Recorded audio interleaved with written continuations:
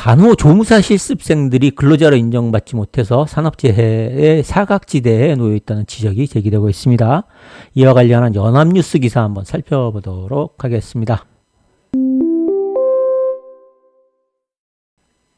이상현 특성화고 권리연합회 대표는 25일 서울 양천구에 있는 무중력지대 양천에서 경제사회노동위원회 주최로 열린 경계에 서 있는 사람들 불안정 노동과 사회적 해법이라는 주제의 토론회에서 발제를 통해 병원의 다른 직원과 마찬가지로 간호조무사 실습생 역시 업무상 재해를 겪을 가능성이 있지만 산재보험의 적용 대상이 아니다라고 하면서 산재 예방을 위한 관리 지도가 제대로 이루어지지 않고 있다고 말했습니다.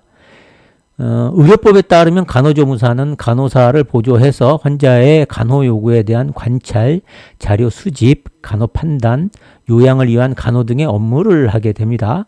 의원급 의료기관에서는 의사나 치과의사, 한의사의 지도하에 환자 간호, 진료 보조 업무를 할 수 있습니다.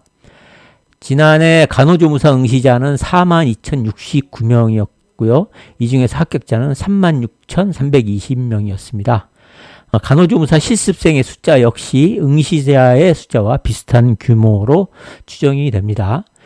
문제는 실습생들의 업무가 노동이 아닌 교육의 일환으로 받아들여지면서 이들이 근로기준법 등의 보호를 받지 못하고 있다는 점입니다.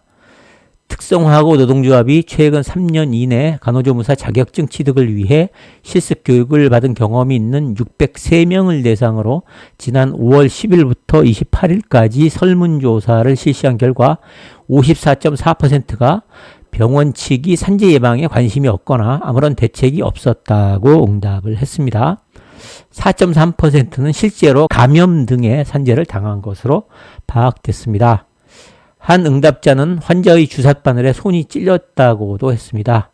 간호사에게 이 같은 사실을 보고하자 사비로 검사를 진행하라는 답변을 들었다고 합니다. 하지만 시간이나 비용 측면에서 상황이 여의치 못해 결국 검사를 받지 못했다고 합니다.